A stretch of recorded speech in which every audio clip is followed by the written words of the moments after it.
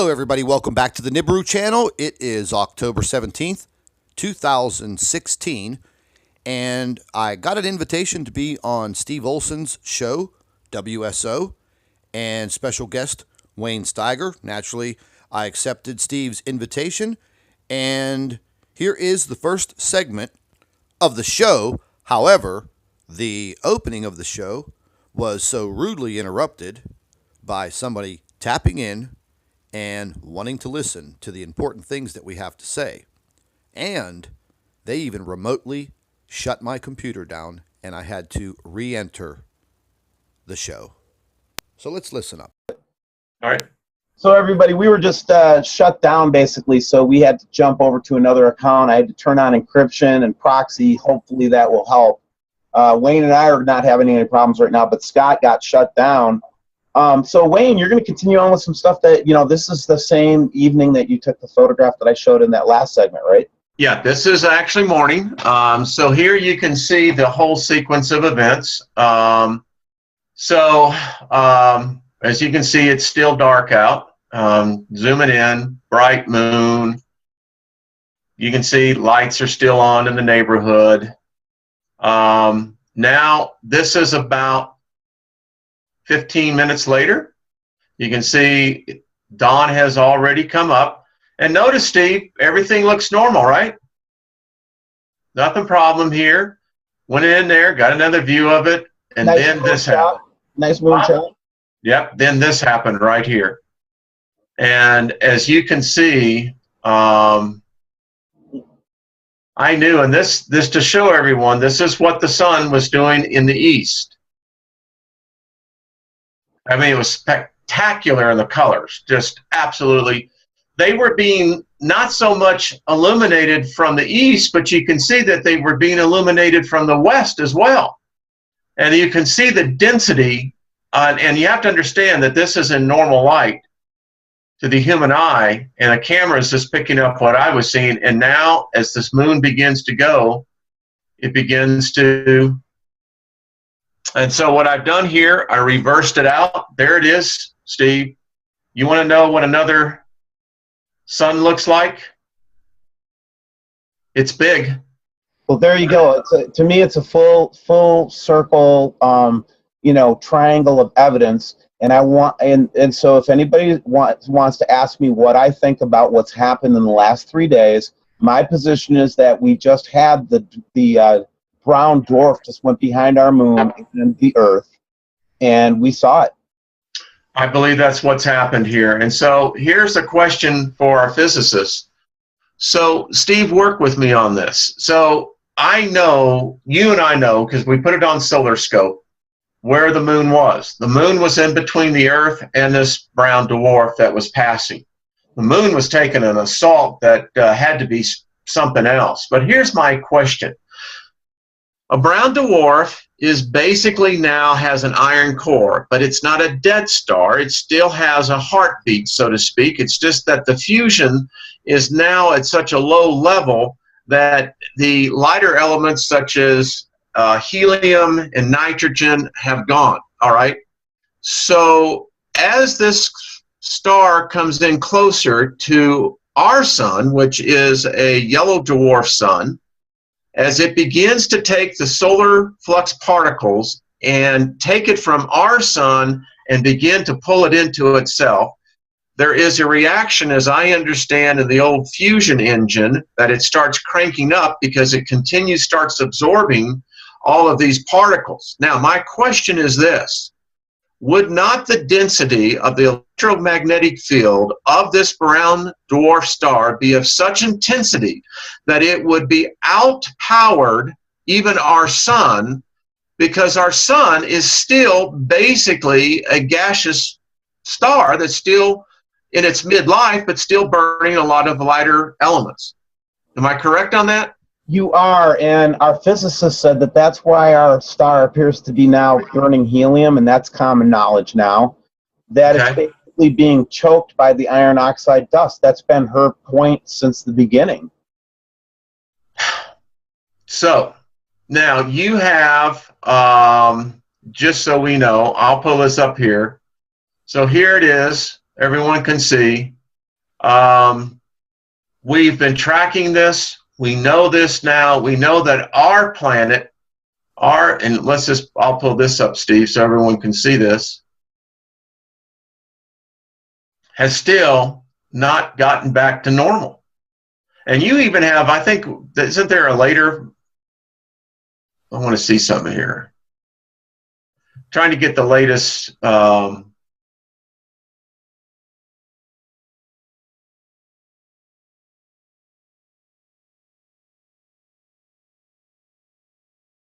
look at that, Steve. So see how the those closed loops, those are magnetosphere, Mm-hmm. red ones. Notice how that red one is being stretched out to the left. Yep. And then notice how our north-south field lines are like still kind of wacky. You have one that's even better than this one, Steve, from this morning, right? I do, actually. Here, let me grab the screen. Go ahead. You take controls, buddy. So anyway, listen, that's my point, folks. It was here.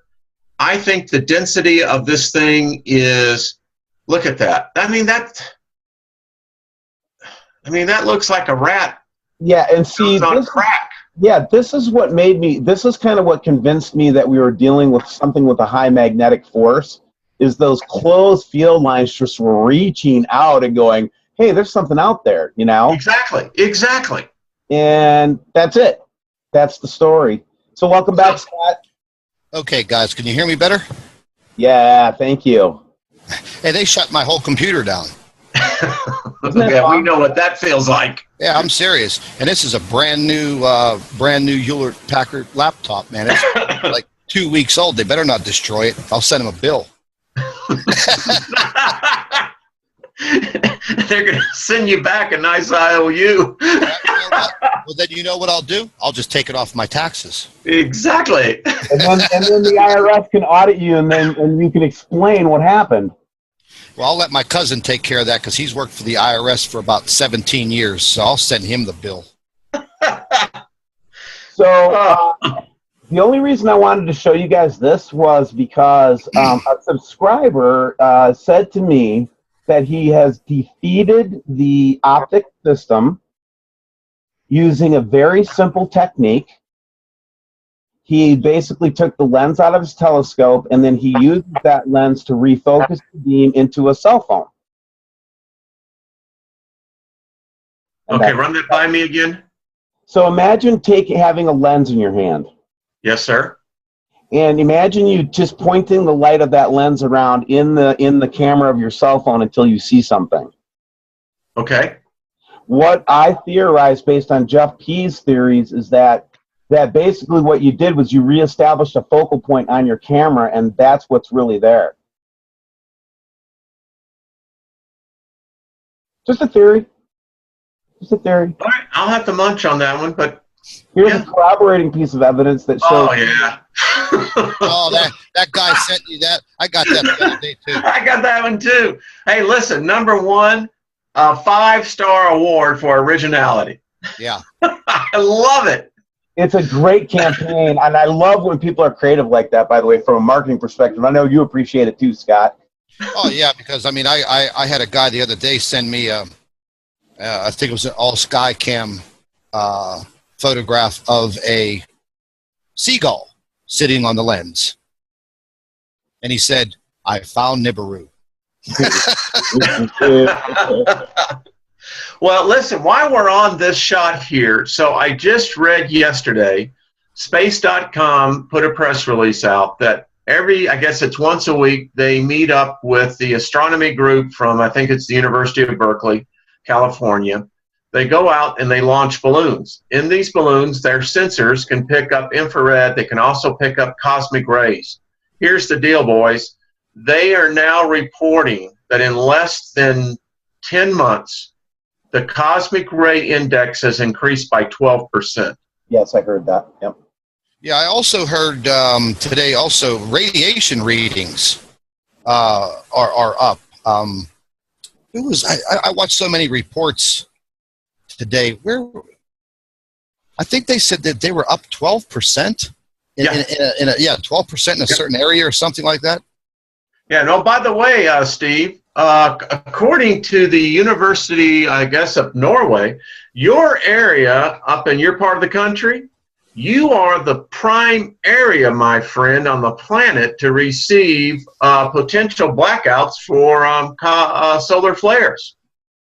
Well, thank you for sharing that one. Sure. I mean, I just wanted to share the joy. Yeah, that's great. Oh, I'm so happy. Hey, so when we're talking about the radiation, I know this sounds comical, but I had someone send me, and they work in the aerospace industry, and he pointed out, he said, Wayne, we wrap a lot of this sensitive equipment in Mylar. And I wasn't getting it. Mylar apparently does have some good characteristics in cosmic ray radiation, because apparently cosmic ray is what? Isn't it the highest in the on the scale? Well, we have from anywhere from the ultraviolet to the infrared to microwave. Is it cosmic gamma wave?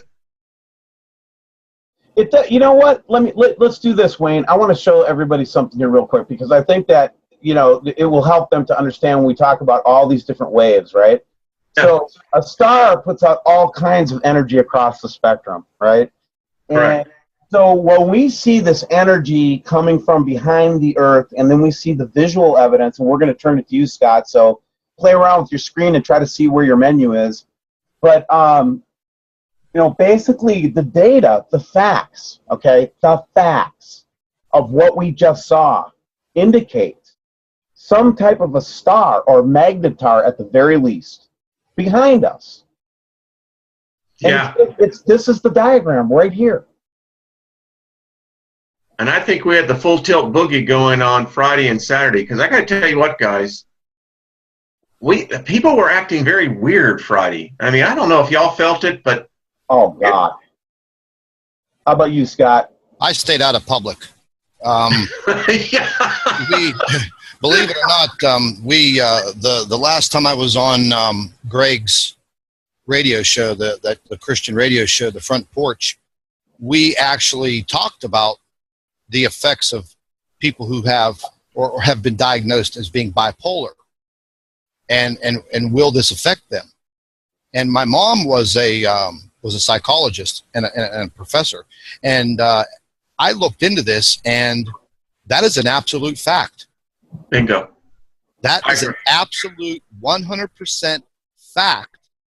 And I this goes into all of these movies about the zombie apocalypse. Once again, the movies, you know what I mean? They're kind of, putting it out there and telling us what to look forward to. But, what I looked into is, yes, people that are susceptible to this bipolarism will be affected by this tremendously. And they're also finding that patients that have susceptibility to cardiac issues, pacemakers, yep, all of them are being impacted. Well, I'm glad you brought that up, Scott, because I'm telling you, it was just a very weird thing, and I heard a lot of people who are not awake simply come in and said it was a very weird feeling day. There we go. You know what I'll have to do is I have two very good friends of mine that are emergency room trauma nurses. Excellent. And, I'm going to have to start getting an update from them on some activities that come in, because I mean, over the years, I've heard some really wild stories from these guys. But this is definitely something to look into. And like I said, what I looked into there's a definite impact medically and physically on people. It's amazing, but it's true. Well, I've actually read in one report that, so the question has always been is when we see, for instance, pulsars and gamma ray bursts coming in, how does it affect the chromosomal level of our DNA? And, and I know it's out there, it's a theory that our DNA is actually being impacted due to these higher levels of radiation that we are not normally exposed to. But who knows? You guys are bumming me out, man. Here, check this out, man. Let me get on to some cool stuff, man. And stuff like that. Well, This is I can have a cup of coffee. This is the 9th blood moon that Kaylee Hannibus, my just wonderful partner, and hopefully she sends to everybody. If you haven't heard from her, you will, because she shares with everybody. But she has recorded 9 blood moons on the full moon in Arizona in a row. This one's from 10:15. Yeah, she's one up on me. I've been watching these blood moons, and they are also, and correct me if I'm wrong, but they're off schedule. Yeah. Yes. They're very, very off schedule, because I believe the one that we had in September came a week early, if I'm not mistaken. So our timelines are all messed up. I mean, no doubt. I mean, everything is all messed up. And you know, I was talking to a few of my team members today, and one of them made a remark and said, "Where did the last 2 weeks go? Bingo. Where did this time go?" I mean, I put a 14-hour, 15-hour day in, so I know where my time goes. But I started thinking about it, and yeah, where has this time gone? You know, I could remember it was the beginning of August. Now, boom, we're in the middle of October, and what am I going to wake up in? It's going to be Thanksgiving. So are we in a time warp or something, or a time's bending? Are we experiencing what abductees say that they experience, you know, and missing time? I agree with you. It's a weird phenomenon, isn't it, when you think about it? Yeah, absolutely. And, you know, I want to bring something up, and I wanted to see if you guys have experienced this. But over the last month, on crystal clear days when there's not a cloud in the sky, which is kind of rare because they chemtrail so much, but I was driving down the street, and it was about 2 o'clock in the afternoon, and I didn't have any sunglasses on, you know, nothing, just driving down the road, and everything looked like it was lit by fluorescent light. Yeah. It didn't look like sunlight. Everything looked ultra three-dimensional.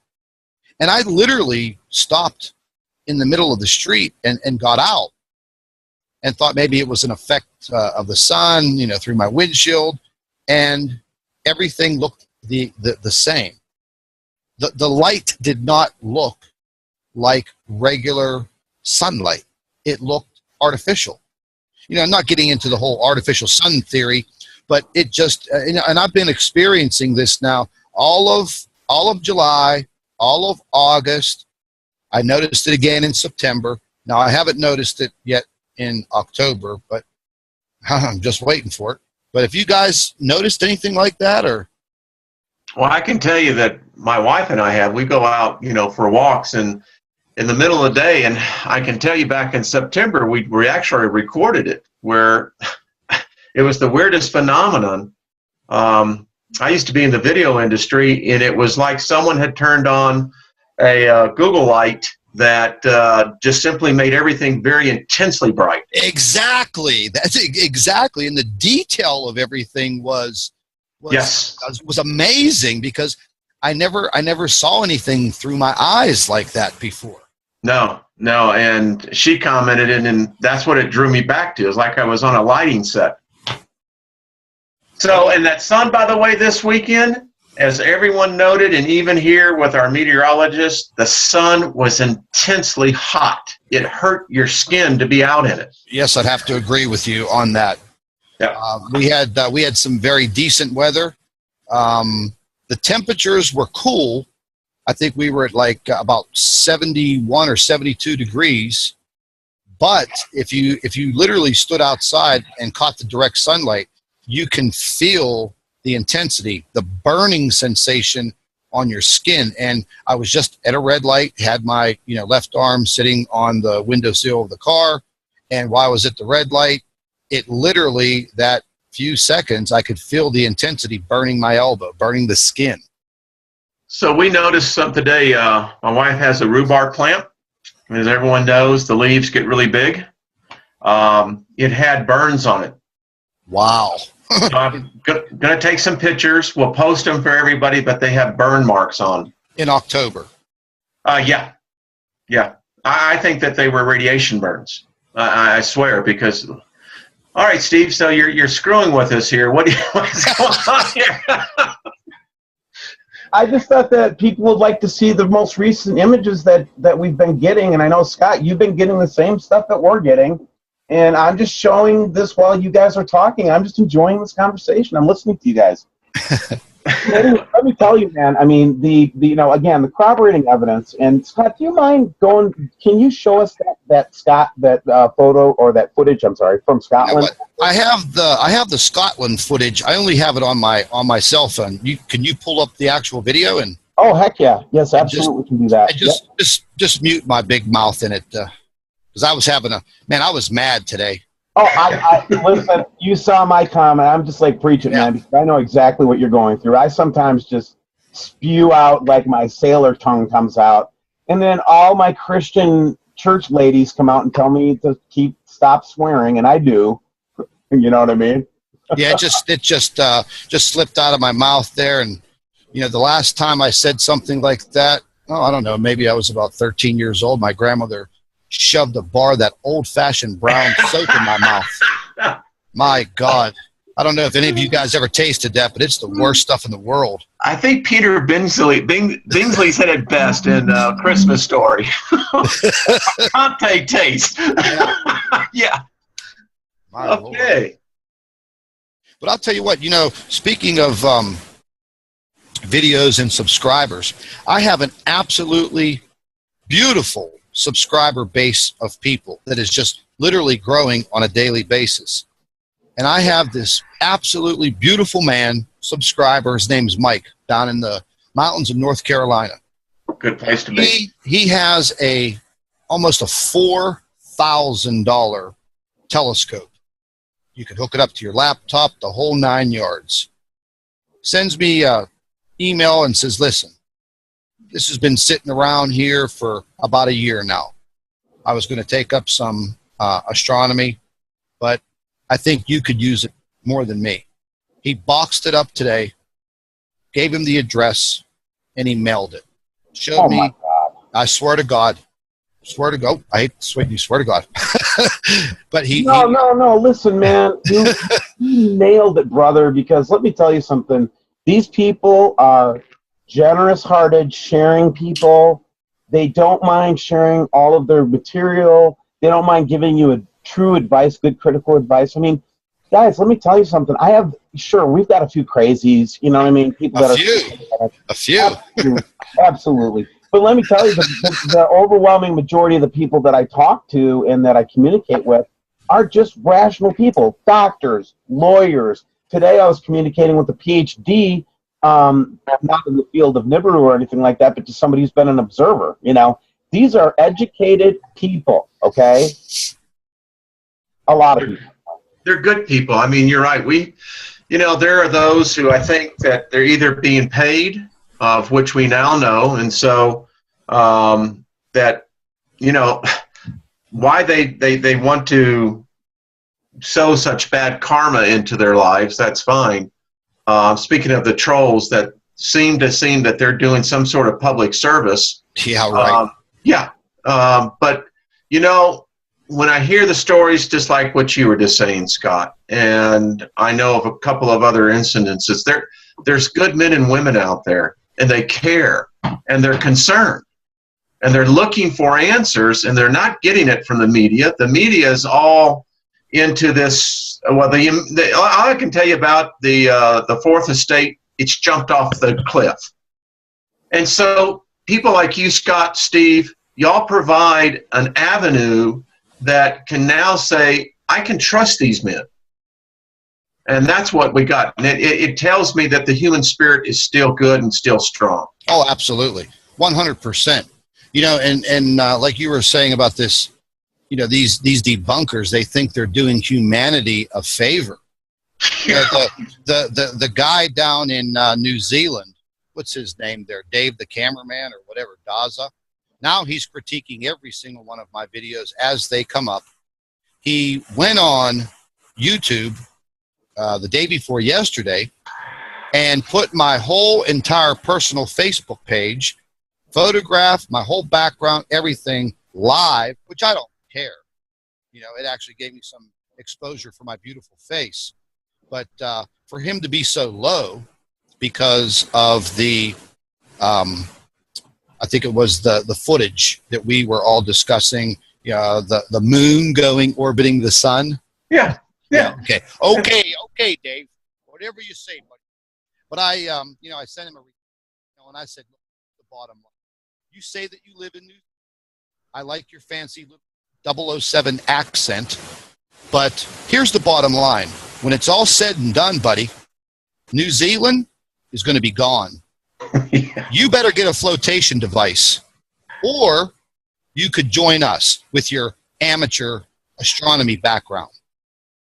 Well, here's the deal, too, Scott, in situations like that. They never do anything of their own. No. They're not creative enough or talented enough to put their own information. No, they have to steal. They have to plagiarize.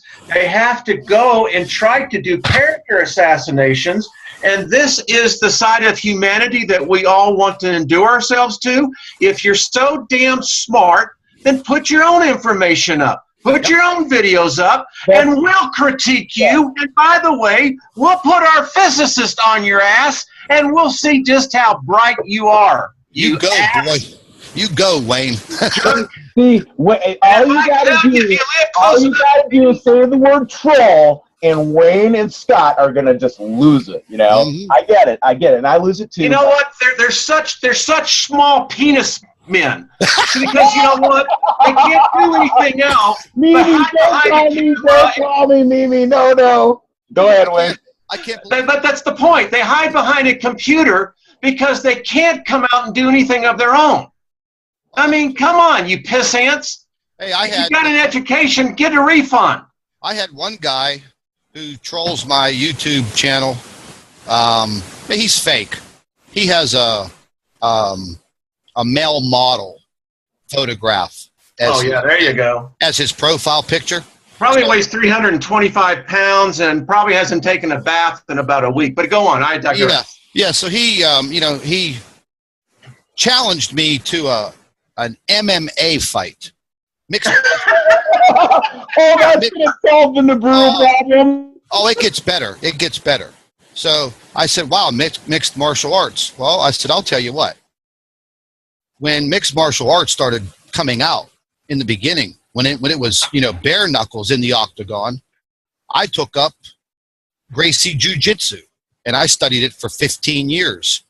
I have a few scars from matches, and I also have the financial means to get on a plane today and fly over to the UK, and we can do this. We can do this. Because I'm not afraid of anybody. I don't care. I'll tell you what, I happen to know of a very good promoter. We'll actually put it on the internet and we'll make money and donate it to charity. Well, here's the thing. Your number one fan from Don't say I'll cut this out, man. I will not say your name on my show. Okay. Well, anyways, I got into one of these new Google Hangouts. Oh, really? I haven't heard of those. I got into a Google Hangout with the Trolls and Word Salad Boy and Dave the cameraman, and I let them gang up on me for 3 hours, and I destroyed them. And it was publicized on YouTube. Excellent. And I just happened to have a 13-page report from a professor at the University of Pittsburgh, who the University of Pittsburgh happens to have a phenomenal astrophysics, physics, and astronomy course of study. And also a president of a local Pittsburgh astronomy club. I sent the footage and I sent links to their debunking videos. I got a 13-page PDF report back from the one gentleman. So I decided to rub it in Daza's face. And you should have saw Astro Boy and Daza salivate on this hangout meeting. and they wanted me to produce and give to them the 13-page PDF file ASAP. And I said, no. We're going to do this. We're going to have another videotaped hangout meeting on Google, because you can record it for YouTube. And my guys, who are professionals, they're not amateurs, they have agreed to join in with us and discuss this 13-page report compared to Astro Boy's Excel spreadsheet and his little computerized models that he made in his laboratory. And they pressed me, oh, come on, let's see it now. Let's see it now. Well, I said, listen, I'm also a very good poker player. And why would I put my cards on the table right now? Because you guys want to study this, and then you want to come up with a debunking philosophy. No way. Come on, give me a break. And then everything collapsed after that. After I wouldn't give my cards up, yeah, Daza left. But I stayed on. I faced them. Well, the question is, why are they fighting something? That's what I said. Yeah. I mean, what's the big deal? What is the big deal? What is it? What are you in for? If you're out there to help humanity, start your own channel and show the world your benevolency by how your intelligence can show the world opposite. That's just it. They have their own channels and they have 300 subscribers or whatever. So that's why I'm not going to publicize these people, guys. I'm not going to give them any credence on my channel anymore. I'm not going to acknowledge them. I'm not anything, because look, man. The people that I like to debate with is Terrell Blackstar, for example.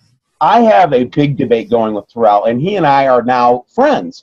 But I told him, I said, it's okay to debate as long as we don't hate. Yeah. And there you go.